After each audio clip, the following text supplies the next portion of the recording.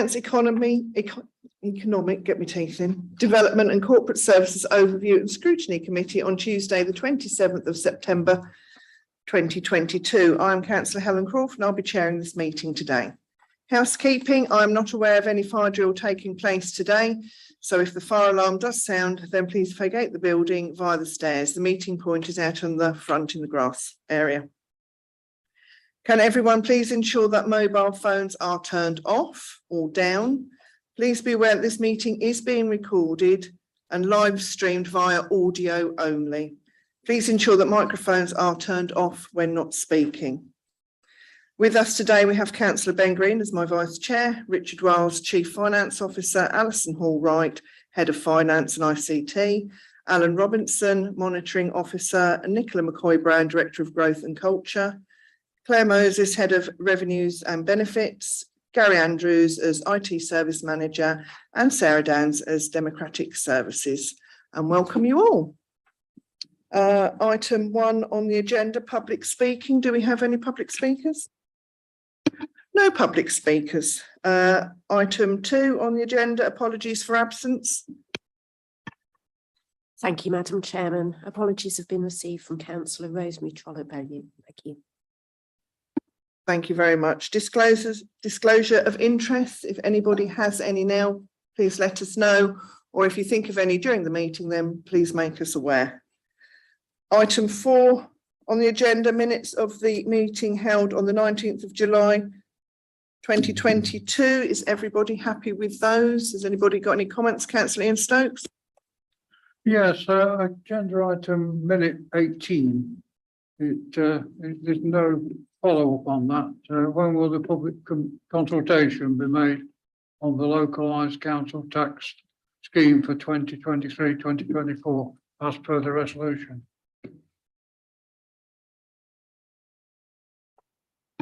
Thank you. Sorry, I can't see you now. Thank you for you, Chairman. The public consultation opened yesterday and it will close on the 21st of October. Thank you for that. It would have been nice to have been put in the minutes. Thank you. Anybody else got anything they wish to? Can I have a proposer then, please? Thank you, Councillor Johnson. Seconded, Councillor Stokes. All those in favour then please raise your hands. Thank you. Against? Abstentions? 2. Thank you. That's been carried.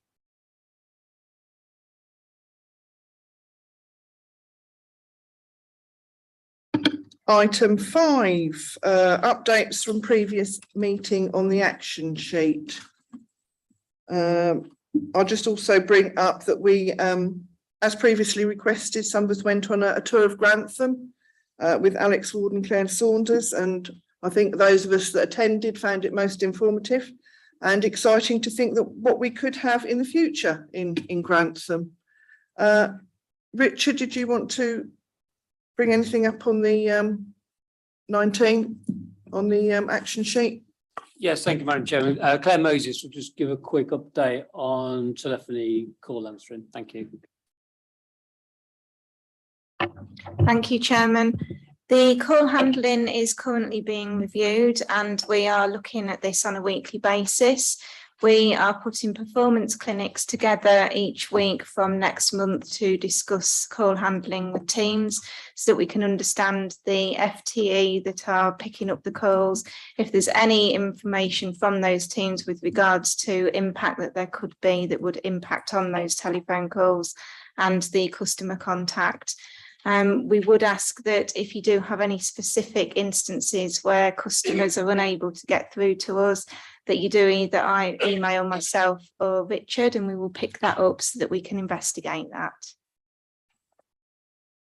Thank you very much, Claire. Councillor Noel. Thank you. Can the consultants or the work that you're doing on that also include the need for direct lines to go somewhere when they are not answered? I tried the other week on 40, 60, 70 for several days on the trot and got no answer at all. And then subsequently, just this morning, I've tried one of the direct numbers in the contact book and I ring the number and I've rung it 3 times and it goes nowhere. It just rings and you get a message saying, we'll ring you back or whatever else like that. These numbers should go somewhere, not just go to a voice box. Voice boxes are not human, and you don't get a call back because the person might not pick it up. They might be on holiday for a fortnight, I don't know, but they don't pick it up, and it should go to a person. So you speak to a person, not a voice box. Thank you. Thank you. Councillor Knowles, could I ask you that you forward the actual telephone numbers that you tried to contact to Claire, and then she can look into it? Thank you. Councillor Baxter, did you wish to make a comment? Yes, please. Thank you for the verbal update. On page 8 in the minutes of the previous meeting, the request from this committee was that data relating to the telephony system be brought before the committee. I haven't seen or heard any data. I've heard some action, which is great and appreciated and so on. I still would like data, and I don't know the right person to ask. To follow that up, I would echo what Councillor Knowles said. On Friday, where are we now? Tuesday. Yeah, on Friday, I phoned the number of the housing services team. Admittedly, it was a Friday afternoon, but I waited listening to the music on that line for 40 minutes. Surely it should divert after less than 40 minutes. And when I spoke to someone in housing about it later, they said, oh yeah, that's a councillor hotline. Thank you again. Can I ask you to furnish Claire with those details, and then she can perhaps look into it for us? And could we have some data brought to perhaps the November meeting? Is that all right? Thank you. Great, thank you. Just give a couple of comments as well, just in reference to the experience that Councillor Baxter had on Friday. Of course, members will be aware that across the whole of the East Midlands, there were significant IT issues that were affecting both telephones and IT itself. So that may go some way to explaining why some customers were experiencing almost dead lines, because actually the infrastructure was compromised by the outages that affected all councils. That may explain it. I'm not saying it will, but that may be the explanation. But also to say that Chris Prime from the communications team is putting out some member information around how best to contact officers from a member perspective, which does include using member services, which is there as a resource for our members to, rather than going through the triaging of ringing phone numbers, actually go straight to member services who can directly take the query and deal with it on behalf of the constituent. So there is some comms coming out about that, just to remind members that is an option available as well. Thank you, Richard. I had forgotten about the outage. Councillor Cook. Thank you, Madam Chairman. I think, obviously adding to what Richard Wiles has just, sorry, Councillor Wiles, adding to what Richard Wiles has just stated. I know, so just to slip that one, Richard. I think, look, for us, our residents are our customers, and I think our customers expect that when they call us, that they get through to somebody or they get a phone back when we say we're going to phone them back. I know we've put more resource into the team, and I know that Claire's done a massive amount of work in terms of improving our phone system from where it was, and I know there's still a long way to go with it. As we've moved on channel shift from people coming into our customer service centres, moving on to online, we therefore need to make it as easy as possible for our customers to interact with us and to make it as almost a one-stop call. So I think obviously I'm more than happy for a report to come to the next meeting in terms of call failures, calls, the amounts of calls that we have. I think also probably a bit of an appraisal in terms of the cost of the service that we also provide, just so members do have that full clarity. But I know it's been raised with me on a number of occasions that yes, we might call the standard line, but we need we're also customers as well, and we expect a really good service. And I know a lot of work has gone into it, and there is more to do. Thank you, Councillor Cook. Item 20 on the work programme, I believe that has now been, will be addressed by companies, is that correct? On the action sheet? Yeah, so that'll come to companies, thank you. Right, agenda item 7, draft ICT strategy 2022 to 2025. Alison Hall-Wright, I believe you're presenting the report? No? Callum is, right, sorry. So half of us have managed to make it back from county, so I'll introduce something. Lovely, thank you. Well, obviously, before you have the draft ICT strategy for 22 to 25. I mean, it doesn't actually feel that long ago since I was on the cabinet introducing the report for 2015. But obviously the draft ICT strategy provided at Appendix A provides the details regarding the strategic direction for ICT. The strategy seeks to maximise functionality, value for money and quality customer service, both for our staff, members and also for our residents. So the strategy contains two key principles which aim to improve the ICT experience for all users. The first principle is the ICT platform, which ensures end-to-end interaction, so as simple and as streamlined as possible. And the second principle is a digital workforce, which focuses on employees having the right skills and equipment for their role. And I think, as we all appreciate, I know I jest around introducing it back in 2015, so much has changed in terms of technology. And I know, we will never be able to keep up in terms of investment into our IT because it literally changes on a day-to-day basis.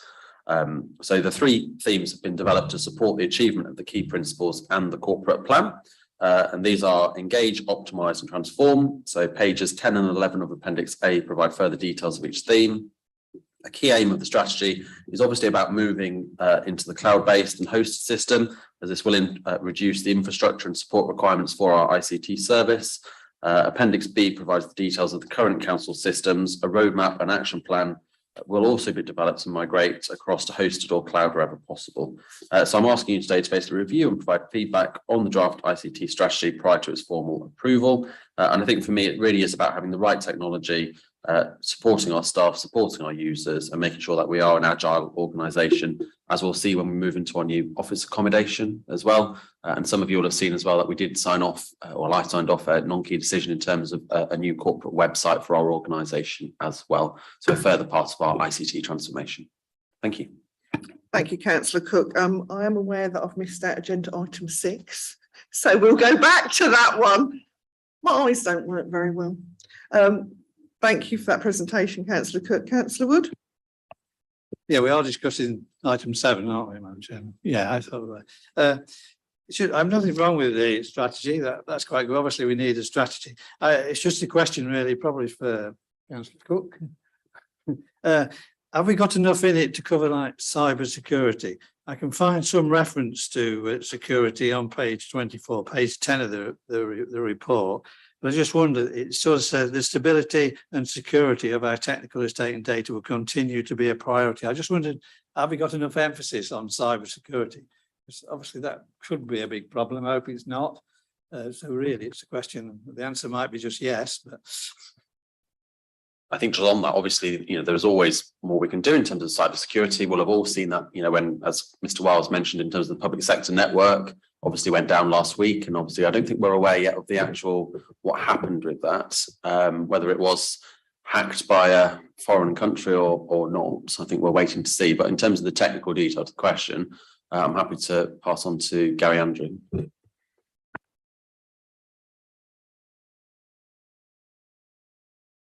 Thank you.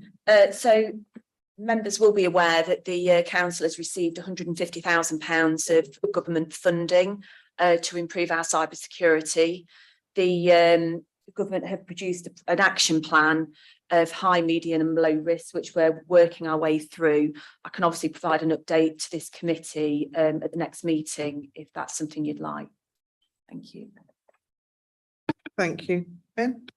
Thank you, Madam Chairman. I think I'd largely like to echo actually what Councillor Wood has alighted on there. I think sometimes we make the mistake of elevating efficiency over resiliency, and we're dealing with this overall trend, this migration into the cloud. I mean, these servers can be theoretically hosted in entirely different countries even. I think there is a security dimension there. I think I would like to see the reassurance that our residents' data is properly backed up, is safe, secure, it's perhaps on premises or at a location under our control, such that if we are compromised, we are ready to go with a potential bounce back recovery quite quickly off the shelf. I think that's really just what I'd like to convey. Thanks. Thank you, Gary. Did you want to come back in? Yeah, no problem. Yeah. So yes, obviously with all the cloud contracts that we look at, they're all through government approved frameworks. You mentioned as part of that, the data has to be stored in the UK or EU approved. So it can't be another place in the country because we're not allowed to do that. Sorry, in the world, because that's not allowed. And again, in part of those contracts, we obviously have those service level agreements for the uptime. So they have to maintain it. We obviously have backups in all of that, so we can go back. So that is all built into the contract that we take out. Thank you. Do I have anybody Councillor Baxter. Thank you, Chair. And thank you for this report. Question one, does ICT no longer include telephony?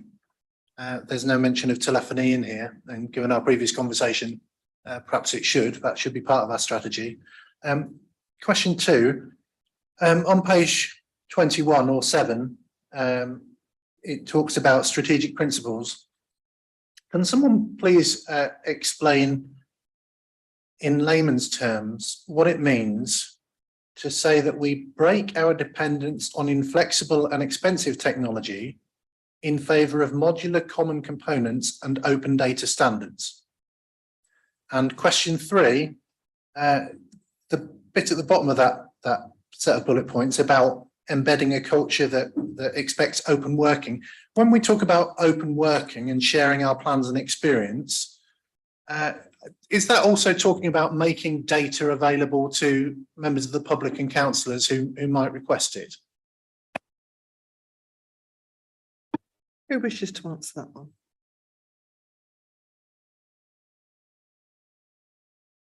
Well, telephony is covered under the customer experience strategy, not under the ICT strategy. So I can confirm that. Yes, as far as the second point goes, it is around, we've relied on expensive off-the-shelf applications using sort of software, which is quite database software, it's quite expensive in its own.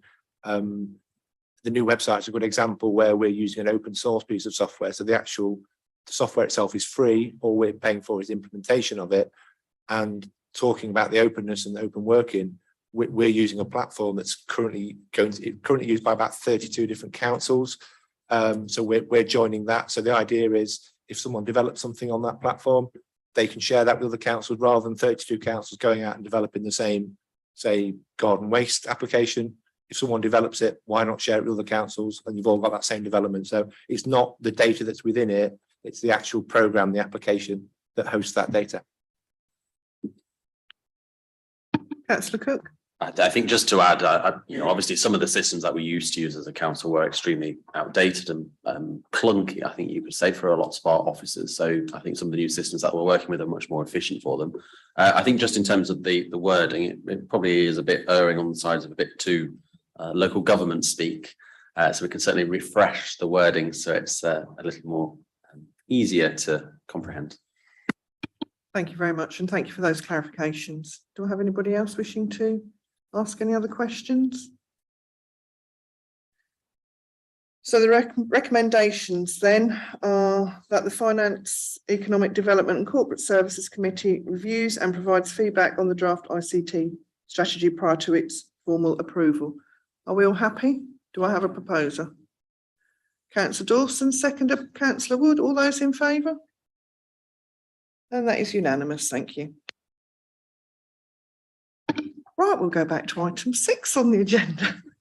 Announcements or updates from the Leader of the Council, Cabinet members or Head of Paid Services. Do I have any? No?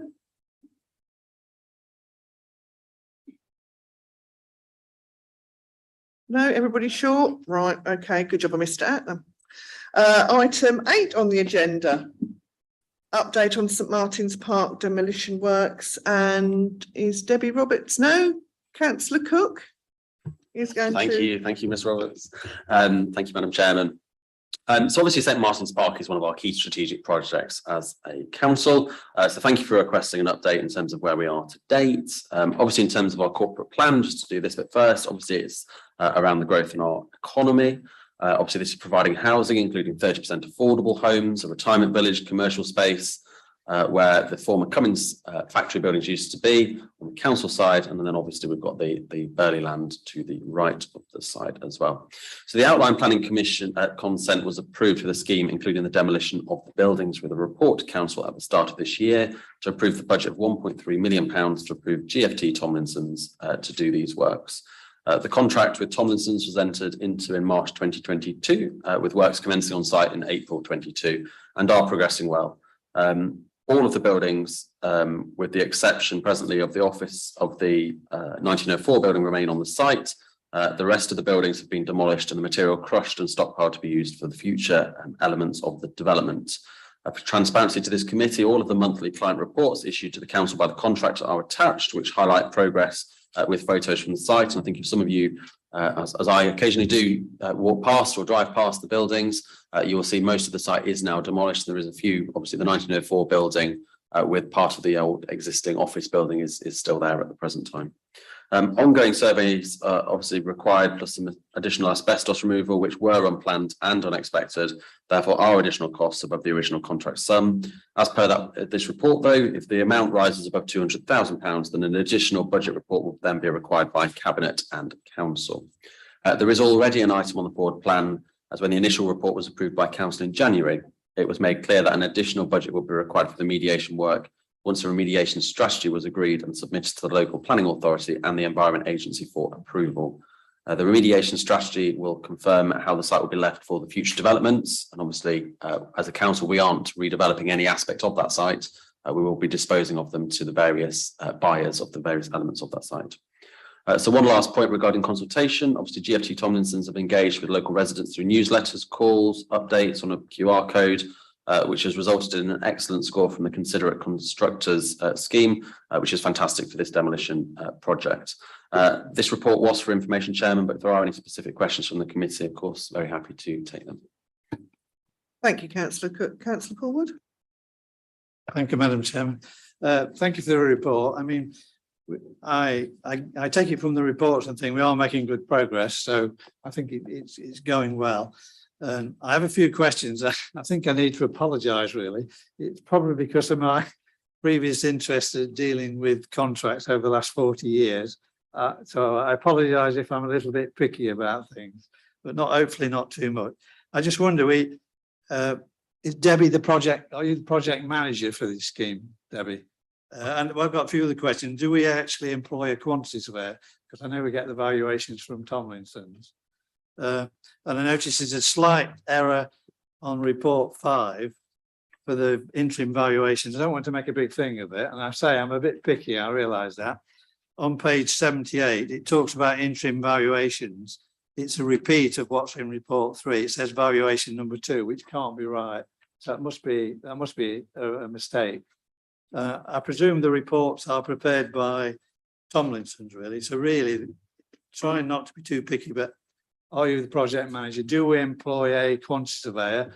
And do we have discussions do they submit the valuations and we have discussions with them and disagreements? Because I've never been involved with a contract where we haven't had disagreement. Okay, thank you. Thank you. So I act as the client for this development. So I represent South Stephen as a landowner side. So we have a project manager who reports to myself. So he's from Avison Young. He's also a qualified QS. So the payments and the valuations all go through him. Then we discuss them. And obviously when we meet monthly, we talk about those. But he issues the project manager's instructions. Yeah, thank you, Madam Chair. I'm quite happy with it. And I know I've been a bit picky, but yeah, it seems to be a good project, seems to be going well and doing what we want. But thank you. Lovely, thank you. Councillor Field-Ilks. Thank you, Madam Chairman. Yeah, thanks for the update. Sorry, thank you for the update and the paper on the demolition works so far. I'm surprised Councillor Callum Cook didn't mention the elephant in the room, which is an application by this council to demolish the 1904 building, which, you know, when this was promoted as a scheme, and I think it's broadly a good scheme.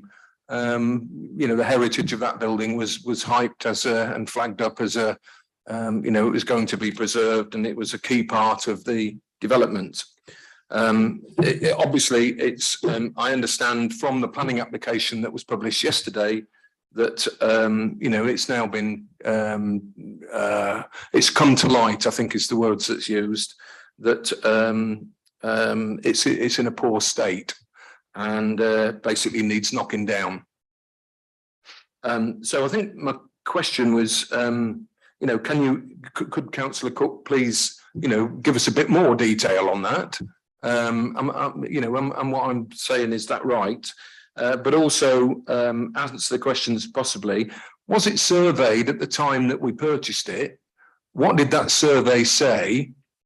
Where can I find a copy of that survey, please, of the 19404 building?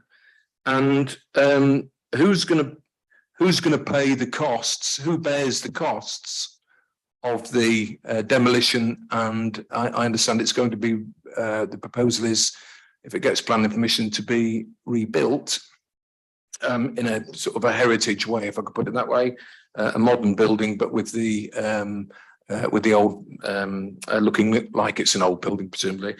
And if I may add one more question, so that we don't do a to and fro, is can we be assured that the damage to the building, the structural damage, has not been caused during the demolition works that is currently going on in the rest of the site? Thank you. Thank you, councillor Cook. Thank you. Obviously, very happy to discuss it. Certainly not a white elephant in the room at all. It is extremely disappointing that we are where we are with this building. And at the time when we were, sorry to interrupt, councillor. I didn't mean to say white elephant. If I said it, what I meant was the elephant in the room. Okay. I'm not describing this project as a white elephant. I welcome the project. I hope that the council, that it proves to be successful, that we make money on it. And I do think I'm not entirely happy with what we've done. I think we had an opportunity. I've said this though, and that's in the past. I think we've got a missed opportunity in making this, a green village, and we could have showed some leadership. But that's fair play. That's we've moved on from that. Thank you. Okay, so just in terms of the 1904 building, so at the time when we purchased it and the surveys that we had done at the time, they were accurate, and we had the awareness of that building on that at that time. Now, of course, I am extremely disappointed that that building can't be retained, and I will be careful with my wording, because obviously it is a live planning application by this authority. Obviously, as we've continued to progress that site development, further information has come to light in terms of the building structure, how it was. I wouldn't say I use the word bodged over the years. I think that's probably one word I'd describe it as, because the whole one of the gable ends, frankly, when we started taking off the 1960s, 70s office building, it was transparent then. When we started pulling that off, that actually that existing wall is just not, it wasn't even there. So elements of that building were just not there. Structurally, that building, without the office building at the front, it's just not structurally sound. And we always knew there was going to have to be remediation work to that building anyway, because of its age and the fact that it's had heavy industrial usage on it. And, I am passionate about the preservation of buildings. We preserved the old ambulance building in Stamford as an example of how we've used business space in that building. So as the time has gone on, and obviously we've done more of the demolition work, none of the demolition work we have done has impacted on that building. We've protected that as much as we can.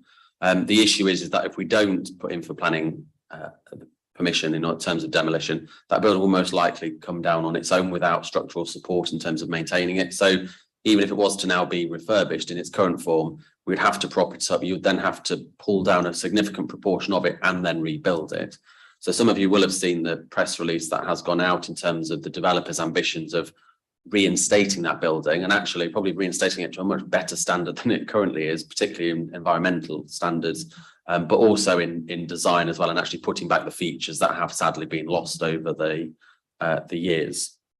So the surveys were up to date when we purchased it, and then obviously as the demolition work has continued, it's just become transparent that it is just going to be financially unviable to keep it in its current form. So hopefully we'll be working with the developers in terms of reinstating that building on its current footprint of the current size and the current design, but up to modern building standards. Thank you. Councillor Susan Sandal. Thank you, Madam Chairman. Councillor Dilks has asked the question that I was going to ask. I was unaware of the planning application, but I was going to ask if this historic part of the building was going to be preserved. So thank you. I've had my answer now. Thank you. Councillor Ben Green. Thank you, Madam Chairman. There are aspects of the demolition site that are extremely close to well-established residential areas. I think that's particularly vividly illustrated by the photograph on page 84. I think I'm keen to understand, have we brought local residents with us in the whole process? Have we received any complaints from anybody concerned at all? And on a personal basis, I mean, I visit the site on sort of most months by either going past it. I've not had any personal complaints to me regarding it. And I know we've been working with a lot of the residents in terms of some of the works that have been going on. I'm actually a local resident myself, living not far away from it. So quite often early in the morning, I'll hear the diggers going, crunching the concrete. But Debbie, I don't know if you've got any points. There's only ever been 2 complaints regarding the site, and that was due to the extremely hot weather.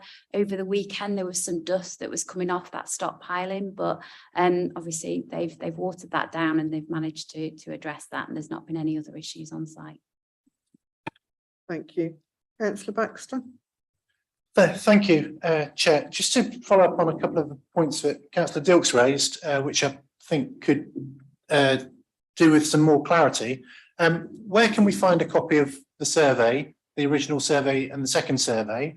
I don't understand how between the first survey, which I guess would have been about 2019, and the more recent survey, that we have discovered that the building doesn't have a wall and is likely to collapse under its own weight. Surely a professional, competent engineer doing a survey would have picked up that. I don't understand how it could be stable in 2019 and now it's falling down under its own weight.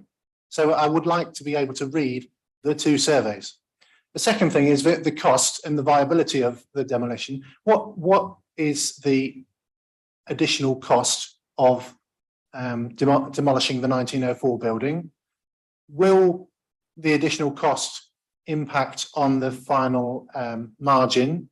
And this is a project that we're sharing 50% with Burley. Are Burley going to contribute 50% of the cost of the demolition of the 1904 building?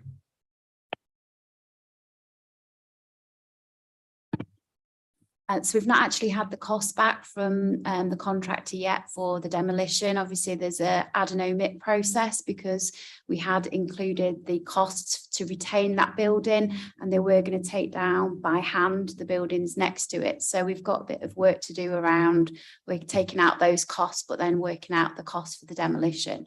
So we haven't had that back as yet. The question regarding Burley, it was actually part of the collaboration with Burley that they would contribute £250,000 to the demolition works. That was already in the collaboration agreement, so that's a fixed cost.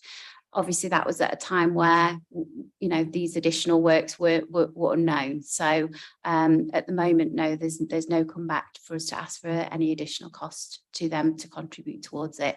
It's the council's asset to dispose of this site. There is some information on the application that talks about the structural report, Councillor Baxter. So in the application, there's a condition assessment in the future vision document that's actually got some comments in there from the structural engineers. But if you'd like more, then I can provide more in terms of that. Thank you, Councillor Phil Dilks. Thank you. Perhaps I can ask for a third time then. Where can we see the survey, the original survey report? Can we actually have a look at that? Because it does seem, you know, as I said, and Councillor Baxter followed up, once the costs know, and I mean, personally, I'd like to know what is the cost and who's going to bear that cost. What you seem to be saying, Debbie seems to be saying, you know, we will bear that cost. That will clearly have an impact on the, if I might call it, the surplus or the profitability at the end of the whole process. Hopefully not major, but certainly something we weren't bargaining for, I suppose. I'm tempted to say the ramshackle building sounds a bit like Deacon's Leisure Centre, but perhaps I won't. Okay, thanks, Mr. Chairman. Madam Chairman, sorry, excuse me.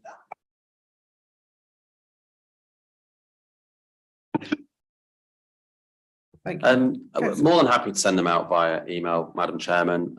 Obviously, we haven't got the whole project team here today, so you know, I'm very happy to introduce them at a future meeting as well. the survey, yeah, you can have them via email, that's fine. And then in terms of costs, well, obviously, you know, these costs are on our side of the development. So at the present time, they will be dealt with by us. And of course, you know, we are always mindful of the continuing profit or surplus that we will be receiving from this site, because obviously it feeds into other aspects of what we do as a district council. Thank you. Do I have anybody else wishing to make any comments or questions? No, thank you very much, everybody, for that then. Item 9 on the agenda, finance update report, April to August 2022, and I believe that's Richard Wiles. Thank you. Thank you, Madam Chairman. So this is the second finance update report the committee's received. So there was a April to June position given at the July meetings. This carries on up to end of August, which is when we last did the forecasting work. And clearly there's been a significant amount of movements, mainly from external influences that are impacting on the budget framework that was set by council. So the headline deficit is around about 817,000, which has been partly mitigated by investment income, which has exceeded the budgeted projections. So when we set our investment income target, we assumed a base rate of 0.5%, which was as at last November's updated position. Clearly at the moment we're seeing rates of around 4%. So we are exceeding our targets on investment income, which is hugely contributing towards the projected deficit we're seeing on the general fund side. Some of the elements that are feeding into that are around fuel, where clearly there's been a significant increase on the unit costs of fuel against what we budgeted. So we budgeted about £1.10 a litre, and we're currently consuming fuel at a rate of about £1.40, £1.35, somewhere like that. Fluctuates on a weekly basis, but there or thereabouts. And we've also projected some cost pressures within the workshop area of the council's business, which is our in-house depot and workshop premises down at Alexander Road, where there's pressure on both the consumables and also on particular types of repairs. As you know, we wholly own our fleet.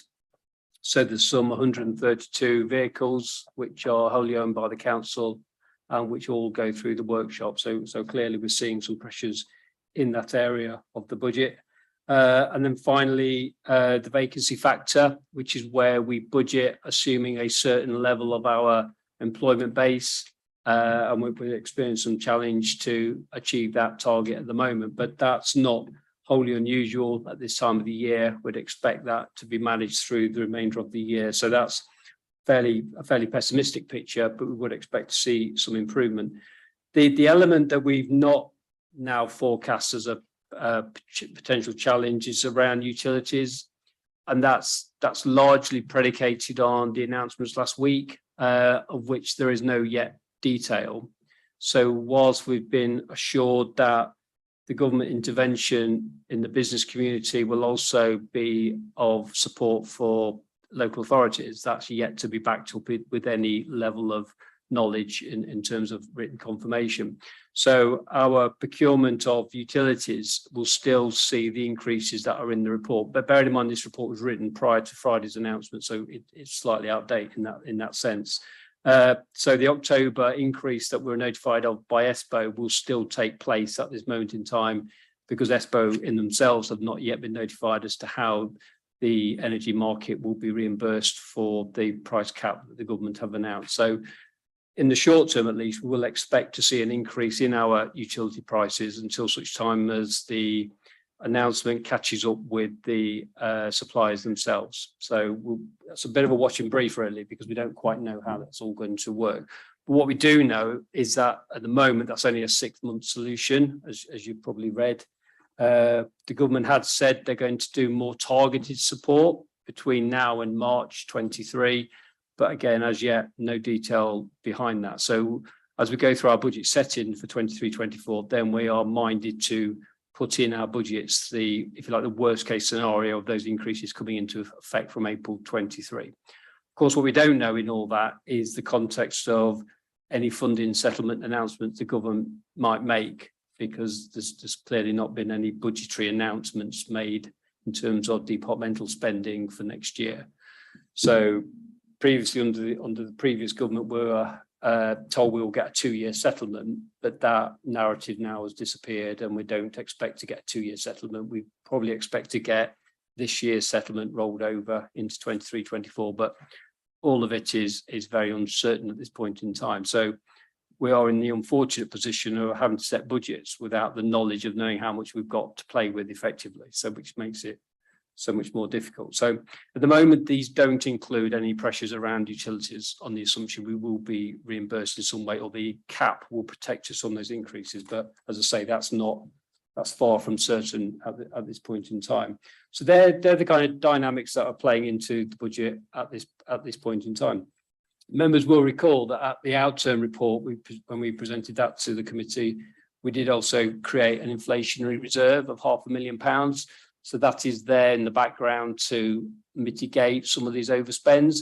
They may not now wholly align with inflation for the reasons I've just said, but nevertheless, there is a safety net there of £500,000 should these deficit forecasts come to bear, and clearly we'll know that as we go through the rest of the financial year. The other element that's we're keeping an eye on is around our fees and charges. We're seeing a slight reduction on income in some of the areas, particularly around some of the work in the arts and at the Mears Leisure Centre, the live events, which is a programme the council manages, not Leisure SK. So there's a slight downturn on what we anticipated. Of course, also bear in mind that when these budgets were set, which is almost a year ago, we were still in the middle of COVID restrictions and almost going back into a mini kind of constraint over the winter period. So there's a real sense of uncertainty as to how this year would pan out. So it's not wholly surprising that the budgets aren't as we would expect them to be, because we're now going back to 1920 to have some level of reliance on profiles and patterns of behaviour, because clearly the last 2 years have been anything but. So it's not wholly surprising the budgets are not behaving themselves in terms of our predictions.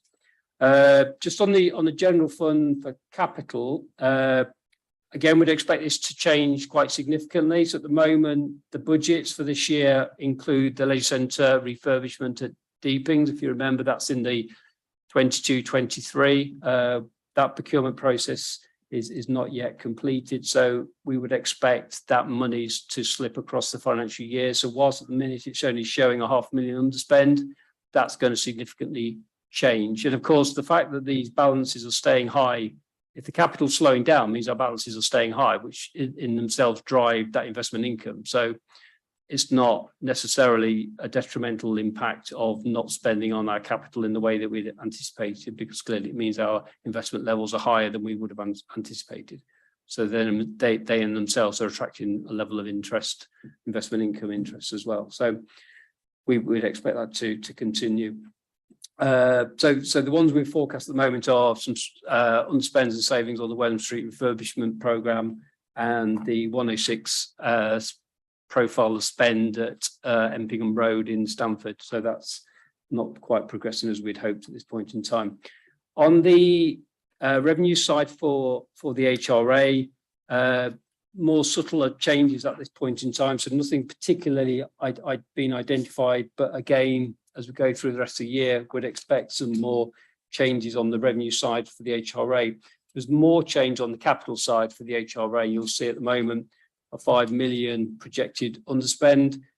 There's a challenge for the HRA in terms of the contractual arrangements with the third-party suppliers, which is causing some difficulty on some of the planned programmes. The contractors themselves are having problems with their supply chains, they're having problems with subcontractors, and also in terms of materials and the supply of those as well. So you'll see there's quite a few schemes that have been reduced from a forecasting point of view. They're all listed on page 97 if you're looking at paper copies. So again, we'd expect those to continue to move as we go through the year. And on the housing growth, there's a reprofiling being done on the new builds for Swinegate and Elizabeth Road. Most of that we expect the spend to be in 23-24, not 22-23, because of delays of getting on site. So whilst they are going through to development, they're not going to fall in the profile that we'd originally set. So that money is likely to move across. So just finally, just to finish on inflation.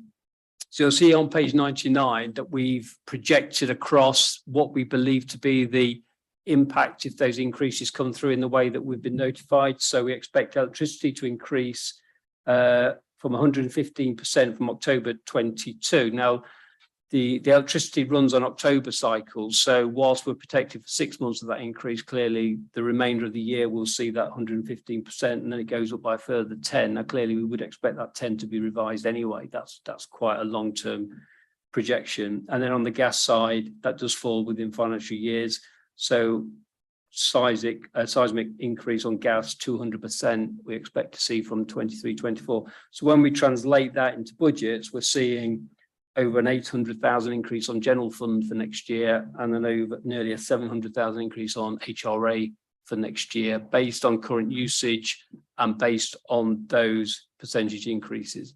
So we are in constant contact with ESPO, and we wait to see updated projections and the impact of the government intervention. But clearly that's a big concern for us as going into budget settings, and that does translate onto the risk register, which is appended in the report. You'll see significant number of reds now that are appearing on it, which are external influences that we need to be mindful of as we go through the budget setting. Clearly, borrowing at this point in time is the worst time.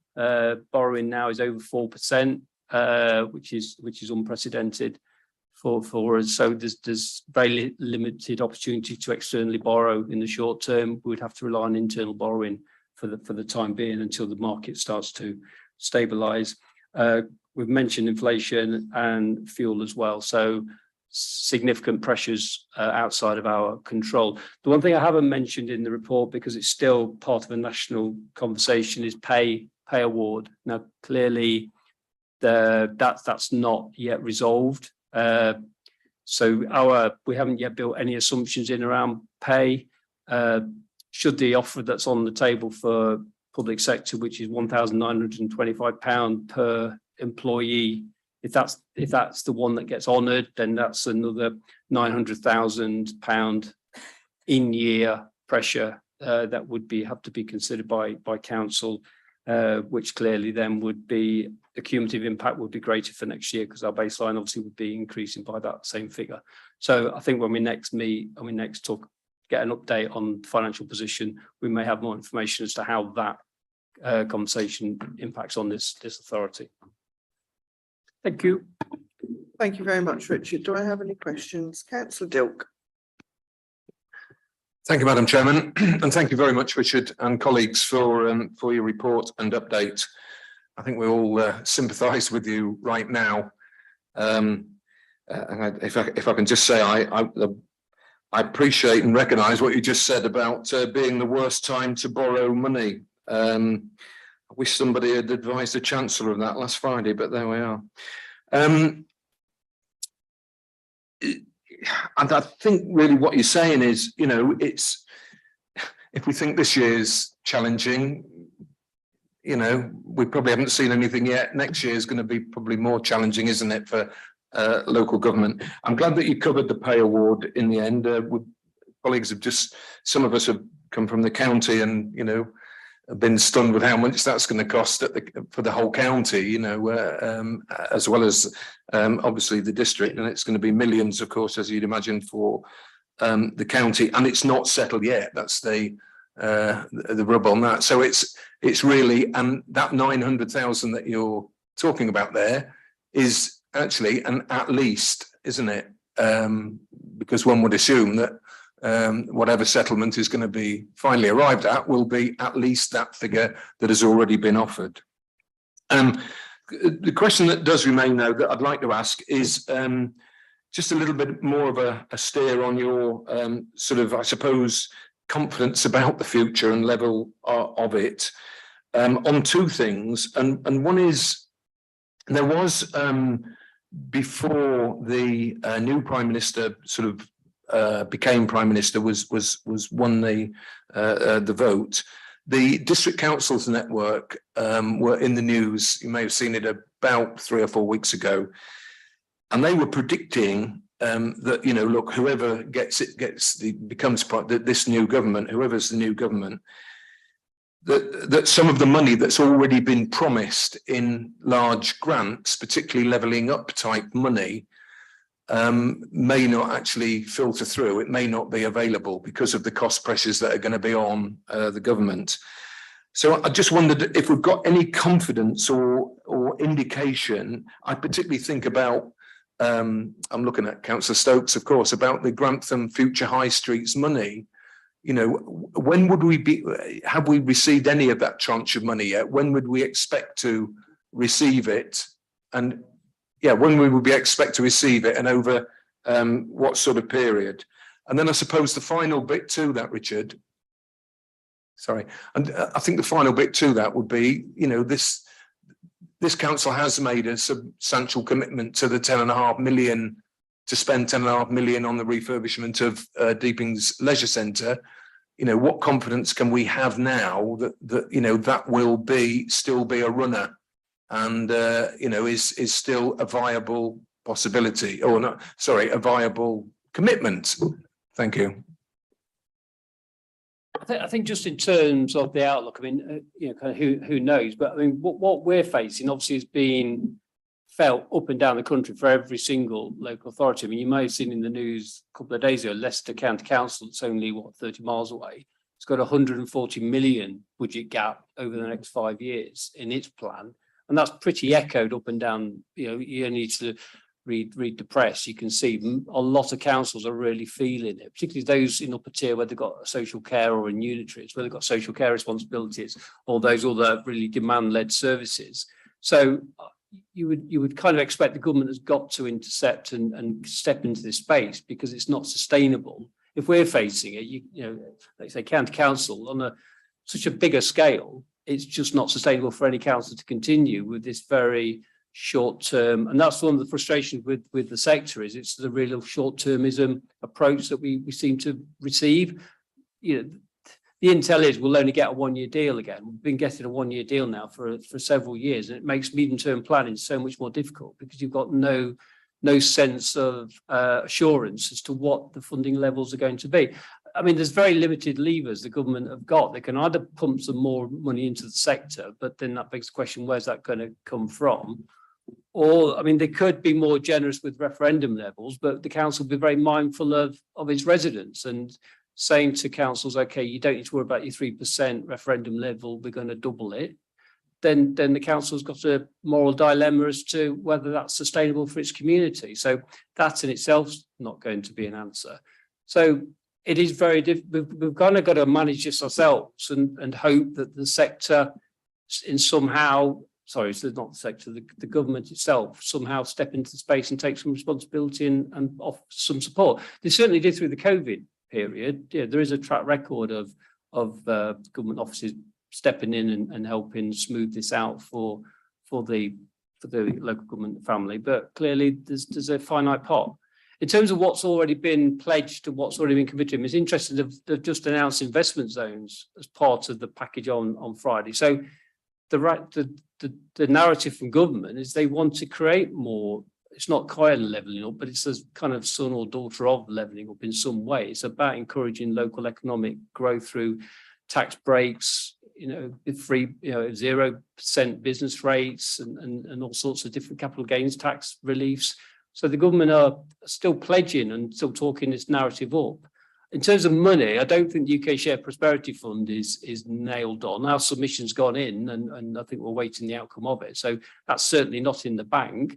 Some of the Future High Street money has been received. Alison's desperately trying to show me something on the screen that I can't see because I'm of an age where I can't read that sort of thing. So some money has gone in. I don't think they'd do a U-turn on that, but I doubt it, but I don't know. So yeah, what can I say? There's a lot of uncertainty. I'm sure Kellen's desperate to get a political point in, but I think in terms of what you're saying, then yes, it's very uncertain.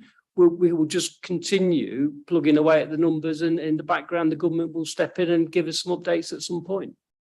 Thank you, councillor Cook. May I just come briefly back with a supplementary and say thank you to Richard. I think everybody, you've got the sympathy of us all, Richard, in dealing with it. Can I just ask, just clarify one thing you said? You talked, and obviously I appreciate what you said about, for a number of years we've had the 1-year deals, which haven't exactly been helpful. Just before the change of government, if I could put it that way, Michael Gove actually did undertake at least a 2-year deal for the coming budget. Have we had any indications that the new Chancellor is going to stick to that? No, so we have to wait and see on that. I'll just say thank you ever so much. Thank you, Madam Chairman. Thank you, councillor Cook. I'll add the political element to them instead of Richard. So yeah, so I think in terms of where we are, obviously, we've got a new government, we've got a new Chancellor, the DCN of which we are members, and I'm very fortunate to be the DCN rep or the District Council rep for the Conservatives in local government, and we are pushing for a longer period than a 1-year settlement deal. And we need that for our own continuity for our budgets, as Richard's already alluded to. And I know that's being pushed at the highest levels. I think it is expected, the word on the streets, that we will get a 1 year, and it will basically be based on what we got last year, so no actual increase. But who knows if that's going to change? Obviously, on this Saturday, some of us will be heading up to party conference. We'll wait and see what's announced over the next few days. In terms of levelling up, I think we need to be clear, we aren't benefiting from levelling up funding in this district because we are a tier 3 area. So sadly, we just don't benefit from that level of funding. We do benefit obviously from the Future High Street Fund, from Historic Action Zone funding, from obviously hopefully this week we will find out, probably pushed into next week now, the UK Shared Prosperity Fund, plus the extra £500,000 have been offered in terms of the Rural Development Fund, I think it is, the Rural Prosperity Fund, thank you, Nicola, which is about supporting businesses in rural communities. Now, in terms of the existing funds that we've got, obviously there's legal agreements with those with the government, so I would politically think it'd be very difficult for them to want to back out of some of that. But I think, let's be honest, some of the areas, and Abby, who was here only last week doing our peer review, she got 3 levelling up deals. Now, the challenge they've got is when the levelling up deals were announced, the cost of aggregates, of building supplies and everything else to do those projects has gone up massively. And the council is now reviewing those projects as to whether or not they can actually afford to do them because of the increase in cost, despite the fact they've got significant funding from the government. We've talked about in terms of the pay gap. You think for us, it's it's potentially going to be £900,000 increase on our pay bill. For the county council, you're looking close to £8 million, and obviously got different budgets there. So I think as you would expect, obviously the cabinet and everybody else is, and Richard and his finance team are monitoring and assessing everything we are doing as a council to make sure that we are being prudent with taxpayers' money ultimately. Thank you, councillor Cook. Councillor Bangren. Thank you, Madam Chairman. So I've got a few questions and observations. I think first point would relate to the investment income received, which sounds fairly significant. Is that being earned on cash, reflecting the high interest rates? And secondly, the overall picture, I think it strikes me as pretty much a mixed bag. You look at wholesale prices for gas, for oil, commodities, they're actually trending downwards at the moment. And we've seen central government has acted powerfully and at pace on the energy price guarantee, which helps. But I think you're absolutely right, Richard, to allude to the cumulative effect of inflation over successive years. I think we can look at the official Bank of England forecasts, even go, oh, whoopee, inflation is going down. But that's not deflation. That's just a lower rate of increase on inflation that we've already had.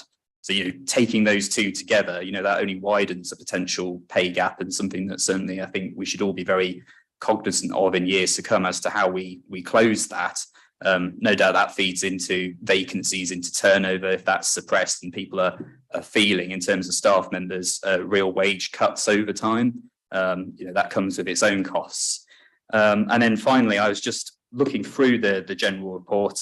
What caught my eye was section 5, subsection 6, where we talked about recommendations as regards to future increases and how to mitigate them being presented to us at a later date.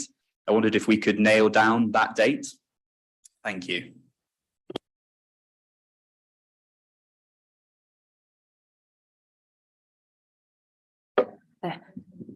Thank you, Madam Chairman. I'll answer the first question, then I'll hand over to Richard.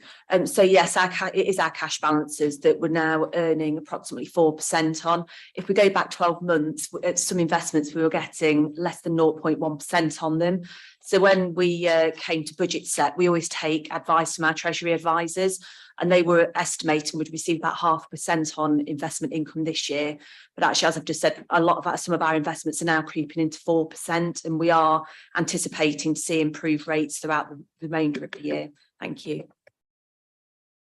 Apologies, there's two 5.6s, that's why I was confused. So you're looking at the second 5.6. I was looking at the first 5.6. So yes, the working group's actually chaired by Councillor Stokes. So that's just an internal group of officers to look at those big cost drain areas of our portfolio. I think I've mentioned before, we're very much an asset-based authority. So we've got a lot of public buildings, a lot of assets that are clearly at the moment suffering from the price increases. So the work is looking at the cost reduction strategy around those through changes in the working patterns of those sites, but also in terms of energy efficiency, which links very much to the climate change emergency declaration work as well. So we could probably bring something back to the next meeting, a bit of an overview of the work that's been undertaken and the actions that are arising from that. I'd really welcome that. Yeah, thank you. Thank you, Councillor Knowles.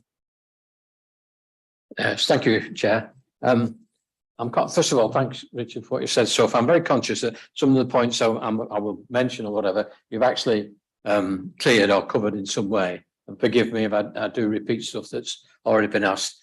Councillor Green has just asked my sort of final closing question about when are we going to get a proper report. But forgive me if I do repeat things that you've already talked about. It's the general point is the current deficit forecast is 400 grand on the current thing. I'd like to know really exactly what has been included in that and what has not yet been included. You've mentioned, for instance, labour costs, staff costs. Are there any other big costs that we've not yet given thought to?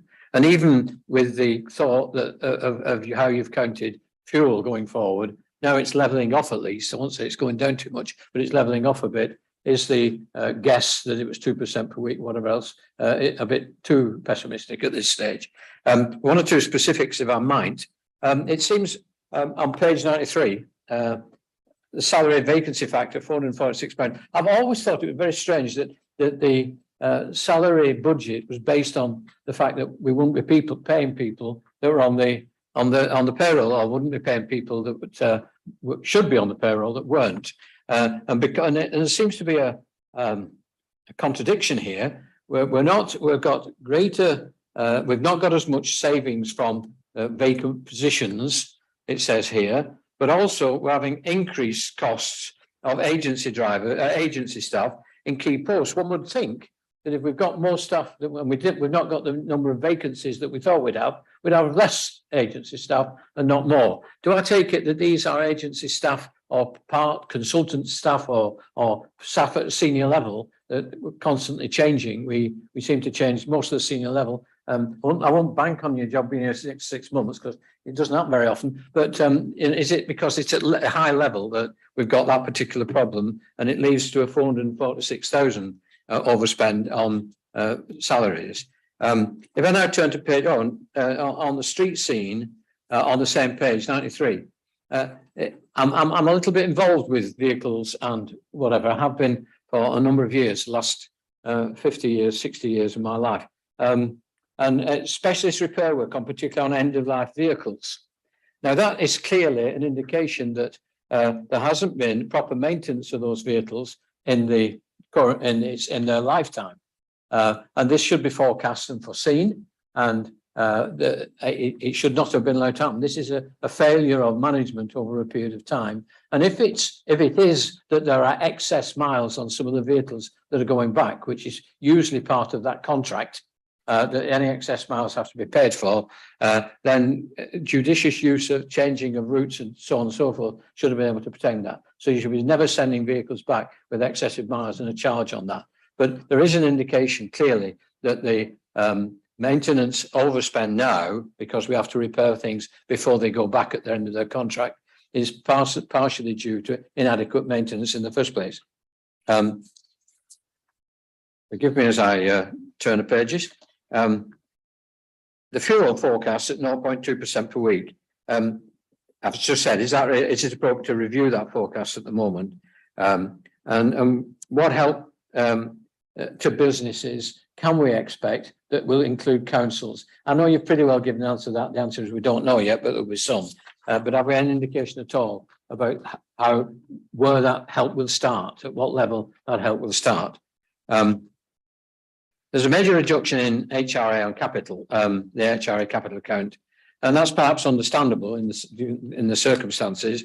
But this is agreedly not indicate that we continue to fail to meet quality targets for our council houses. We've every year, as I can recall, and I've only been here for 3 or 4 years, the new build has missed by a substantial amount. It is behind now by a substantial amount, and I assume by the end of the year we will not rectify that because of the economic pressures, and therefore we will miss the new build requirement again. But also there's a huge list of things which are not being covered this year or have not been covered so far. This is on page 97. All the sorts of things there, housing system enhancements, communal rooms, replacement doors and windows. Those are all kitchens and bathrooms program, door entry systems. Those are all things that we decided needed doing. And either we have now rejected that or put it back and so on. So we are not maintaining the quality of what quality we wanted in the budget of our council housing. And that concerns me. I appreciate the financial difficulties, but it concerns me that once again, we're falling behind on housing, both in new build and in maintenance of our stock. The next page is on the risk. And you mentioned it yourself, so I don't have to mention it again, but on the risk factors, we've got 3 who are preciously close to the top right-hand red sector. 2, 3 at very high risk at the moment and may go to unacceptable risk higher than that. And it brings me to sort of final point that we don't want trustonomics that we just borrow millions and millions and millions and we take the council tax off the F&G properties. I'm sure we don't want to do that. I'm sure there's no plan to do that. But at what time, if it's $1.5 million extra next year on fuel, and we consider that some people may fall behind with their payments to the council over the next 6-12 months because of understandable pressures on their budgets, at what stage do we come to the point where those very high risks press us into taking absolutely very radical action because we can't afford to provide the services that we want to do, and we may have to then look to borrowing, obviously at a time when cost of borrowing is increasing.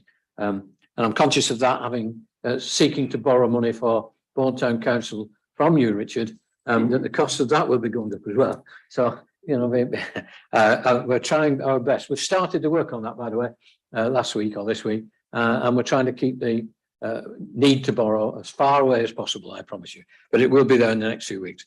So those are the general points and the specifics. Again, I'm sorry if I'm bringing up things which you've already covered in some way, but what level of reserves can we afford to spend over the next couple of years in a very, very difficult time with inflation in double figures or near double figures for the foreseeable future? At what point does it become critical? Thanks very much. Who would like to start answering any questions? I'll rattle some up, and then I think Alan Robinson would just perhaps comment on the workshop element of the query. So in terms of, so the headline deficit is around 800,000. So I said it'd been mitigated by the investment income. So actually, if you look on the table on page 892, table 2, the actual headline net cost of service deficit is around 800. That's roughly made up of the workshop pressures, the fuel pressures, and the workforce efficiency target. So just to quickly explain the workforce efficiency target. So that's obviously the salary bill is our single biggest cost on the general fund. So it's around about £13 million a year. So that's 100%. Now, clearly not every employee, as Councillor Knowles has alluded to, is here every single day of the year. There is turnover of staff. So we try and capture that turnover as a saving to the authority.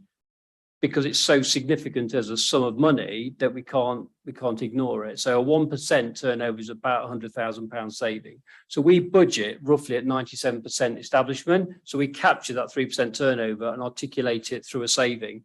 Clearly, what I'm trying to say in the report is that 3% saving, which is where somebody's left a post and we're still recruiting to fill it.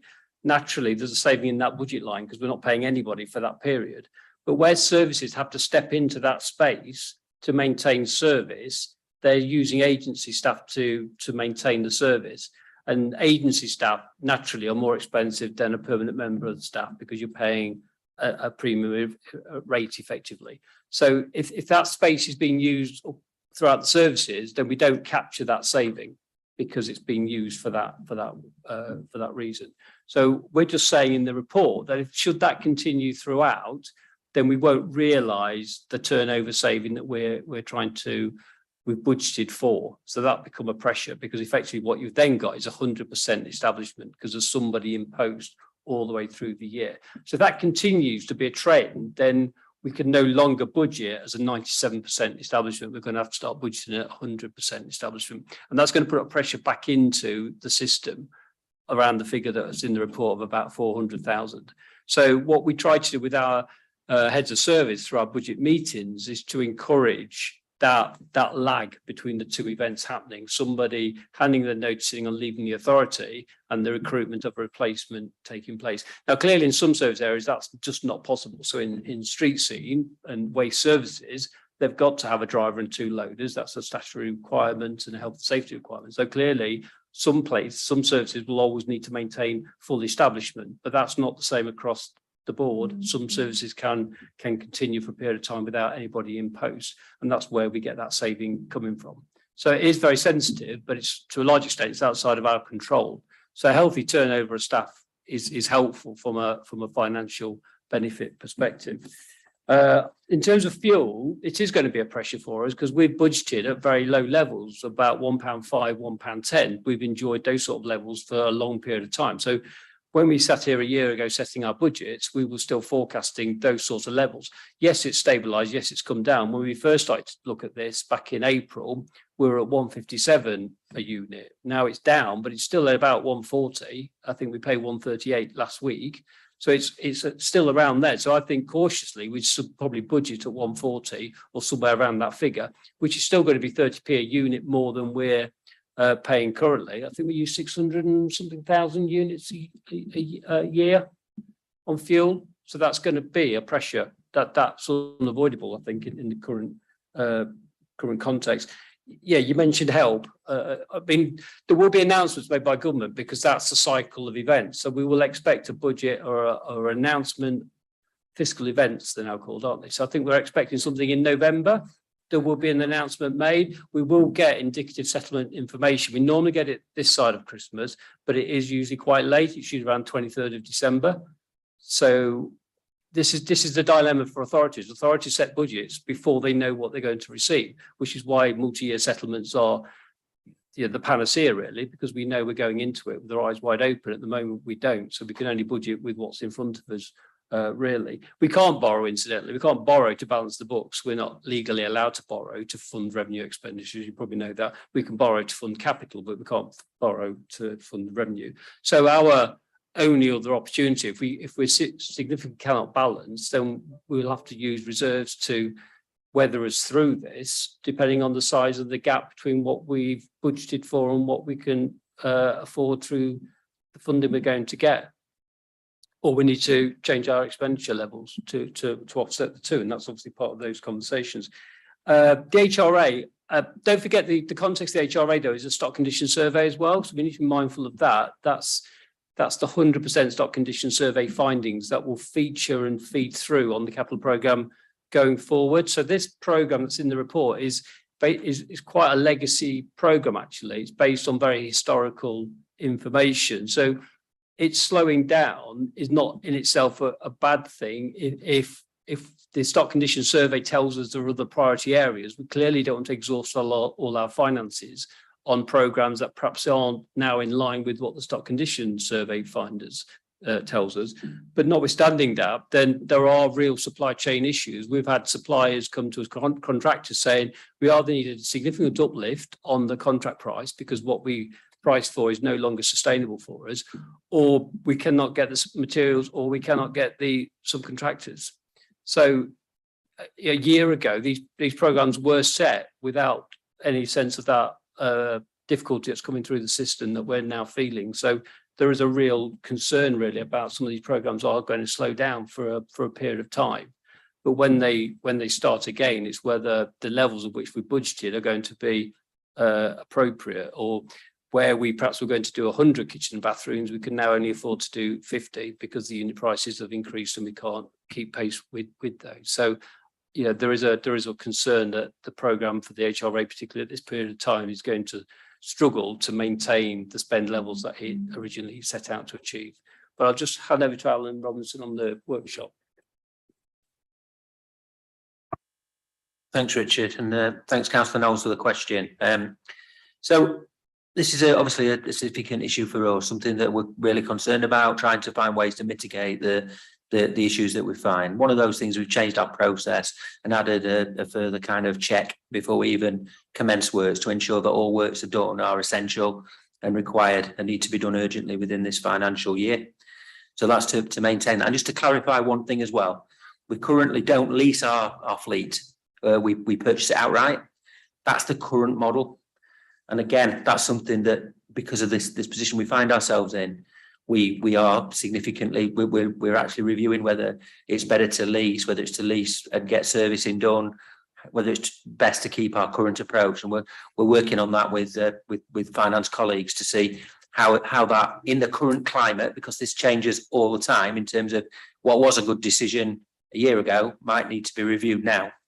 We also keep our fleet, and particularly our refuse freighters, which obviously are the hardest working part of the fleet, you know, driving around the whole of Lincolnshire and the whole of South Kesteven every week. You know, we're keeping those for 80 years currently.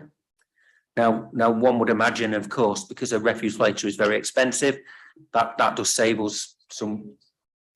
That's an 8, isn't it? 8. It's 8. It's my accent, isn't it? That's what it is. I need subtitles in this. I definitely thought 8 because it is 8. So thanks, Adam. And so we're going to work those things through, Councillor Knowles, and come up with a solution that is the most efficient that we can in the current climate. So if I'm fortunate enough to be here in 6 months' time, hopefully we'll have worked that through. And I can't make eye contact with Callum now. We'll be able to work that through and have a better solution for you, the best possible one, even if it's not perfect. Thank you. Councillor Cutcher, do you want to come back? I will. I hope we're all here in 6 months' time, Alan. I've got elections, you know. I think, look, I'll just take a couple of points that Councillor Knowles has raised. So in terms of recruitment, the only bit I'll say, in terms of our management team, I think we have seen a period of stability there now for quite a period of time. And, you know, I think we're very lucky with the officers that we've got at this council, and particularly my own, and we discussed this at the employment committee. I genuinely think we've got the best management team I've ever seen us ever have as a local authority. I know I've been here for nearly 12 years now. I think there is a huge shift and change in the marketplace. Obviously, we know we have to get agency staff in at the present time, but it's even getting difficult to get hold of agency staff, particularly around planning, around enforcement, particularly around property searches. You know, we've had a real challenge in terms of getting staff to come into these areas, and it's also predicated. I know it came up at the leaders' meeting the other day for Lincolnshire. It doesn't help when other neighbouring councils are now starting to put little supplements onto salaries. So it's basically pricing everybody up the marketplace. I'm not saying that's a bad thing in terms of paying our staff the right level of salary, but it gets to the point where it just, you know, staff are moving for a much higher salary at another authority doing the same job, and it's pricing us all out of the market. So we've got some significant labour issues, but that's not to say that we aren't only growing our own staff here in terms of working on apprentices, working on the graduate scheme. Of course, we're, I think, the only council in Lincolnshire that's part of the local government graduates association programme. So we've got 2 here. Well, we've got 1 new graduate and we've got 1 that has just completed that programme. And then in terms of housing, just continuing on from what Richard Wiles was saying, you know, for is it 15 years now, we have not had a survey done of our housing stock. We haven't been working on it. And this, we knew we had the housing regulator in, because obviously we had issues with fire safety, with electrical safety and everything else. Obviously we're at 83%, I think it is the latest statistic in terms of that housing survey. That will then predicate a 30-year business plan on investment into our housing service, dealing with those business critical items, instead of in the past where perhaps we've been in, done kitchens, done bathrooms, done roofs on buildings that probably didn't need them. And our other residents who are very, very good, pay their rent and everything else, actually they haven't had those improvements that they probably need. So, but actually the table that you pointed out, a significant number of those are simply due to getting the workforce and getting the materials. And I know we've had to let one contract go because simply the contractor that we went into an agreement with simply cannot deliver. And we've tried to work with them in order to get those improvements. So it is exceptionally challenging, as anybody who's also, renovating their own home at the present time will also appreciate. It is a challenging marketplace out there at the present time. Thank you, Councillor Baxter. Thank you, Chair. I've listened to all this with fascination and interest. Particularly noticed the mention of a new government by Councillor Cook. I think technically, yes, we've got a new government. Actually, we've got the same people around the table as we've had the same party in government for the last 12 years. Similarly, at South Kesteven, yes, it's unfortunate that we didn't do any condition surveys for 14 years. I can't remember which party's been in power at this authority for all that time. So just point of order, it has been proven that members were misled and not informed about the housing service, Councillor Baxter. I think we all know that. And a significant number of those officers involved are no longer employed by this council. For 14 years. The other thing that tickled me was Mr. Wiles's mention of Son of Levelling Up. What next? Revenge of Levelling Up the final levelling. The sequel is never as good as the original. And interest rates, we're getting a lot of investment income. Presumably, if interest rates go through the roof, then it's no laughing matter, but that's a benefit. A silver lining of interest rates going through the roof would be a benefit to this council. So I don't wish to shoot the messenger, but I have got several comments. On street scene, I echo what Councillor Knowles has said, but I also, when we're talking about end-of-life vehicles on street scene, we talked lately about the end of the food waste scheme, the unfortunate end of the food waste scheme due to the vehicle reaching the end of its life. And Councillor Whittington said that he expected that when we get all the new bits of the Environment Act, then we'll get a chunk of money from national government to fill the gap. I wonder if that's still the case. Festivals. The programme is currently under review. Where is the festival programme being reviewed, and into what committee will it report? Paragraph 2, you mentioned the deepings. It's not mentioned in the report, I don't think, but you said that the procurement for the deepings had taken longer than expected.